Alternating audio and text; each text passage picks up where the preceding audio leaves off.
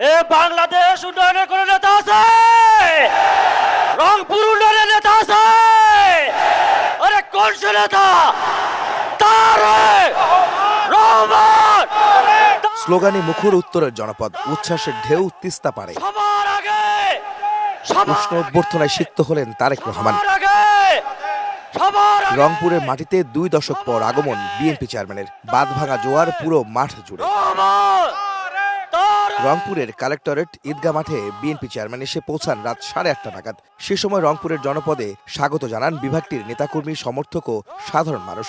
মঞ্চে ছিলেন বিএনপি মনোনীত ধানের শীষের প্রার্থীরা। স্বাধীনতার ঘোষক শহীদ প্রেসিডেন্ট জিয়াউর রহমানের ঠাকুরগাঁও 1 আসনের প্রার্থী বিএনপি মহাসচিব মির্জা ফখরুল ইসলাম আলমগীর তার বক্তব্যে বলেন, যারা স্বাধীনতার বিরোধিতা করেছিল তারা এখন ভোট বানচালের ষড়যন্ত্র করছে। নির্বাচনে ধানের শীষের পক্ষে জনগণকে ভোট দেওয়ার আহ্বান জানান তিনি।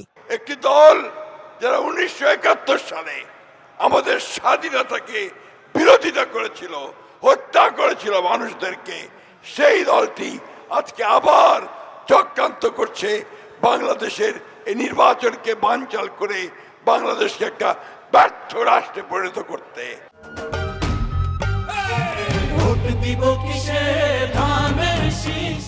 বিএনপি চেয়ারম্যান তারেক রহমান তার বক্তব্যের শুরুতেই জুলাই শহীদ আবু সাইদ সহ জীবন উৎসর্গ করা সবার ত্যাগের কথা স্মরণ করেন।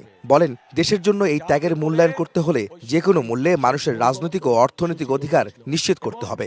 আবু সাইদ সহ যে 1400 ব্যক্তি শহীদ হয়েছে, যে 1400 ব্যক্তিকে হত্যা করা হয়েছে, এই মানুষগুলোর ত্যাগের মূল্যায়ন আমরা তখনই করতে পারবো যখন এই দেশের মানুষের রাজনৈতিক অধিকার এবং অর্থনৈতিক অধিকার প্রতিষ্ঠিত হবে।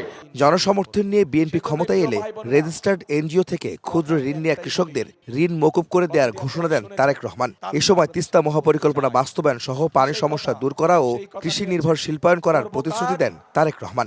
ধানের শীষ 13 তারিখে সরকার গঠনে সক্ষম হলে পরে ইনশাল্লাহ আমরা এই যে ক্ষুদ্র ঋণ যারা রেজিস্টার্ড এনজিও থেকে গ্রহণ করেছেন, আমরা সরকারের পক্ষ থেকে এই ঋণ সেই এনজিওগুলোকে পরিশোধ করে দেব। আপনাদের পরিশোধ করা লাগবে না।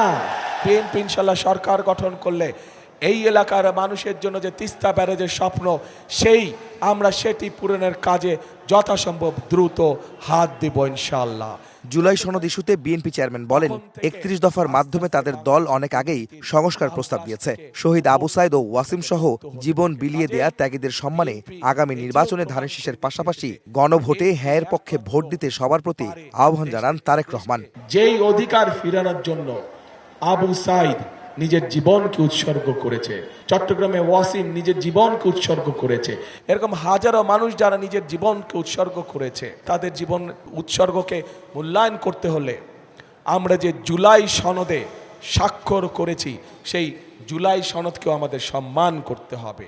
এবং সেজন্যই আপনাদের সকলকে অনুরোধ করব যে ধানের শীষে যেমন সিলটা দিবেন 12 তারিখে, একই সাথে আপনাকে যে দ্বিতীয় ব্যালট পেপারটি দিবে হ্যাঁ এবং না, সেখানে হায়ের পক্ষে দয়া করে আপনারা রায় দিবেন। একটি দল বিএনপিকে নিয়ে মিথ্যাচার করছে বলে মন্তব্য করেন তারেক রহমান।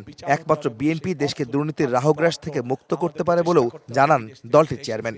একটি দল আছে, সেই দল বিএনপি সম্পর্কে মিথ্যে কথা বলে যাচ্ছে কয়েকদিন ধরে।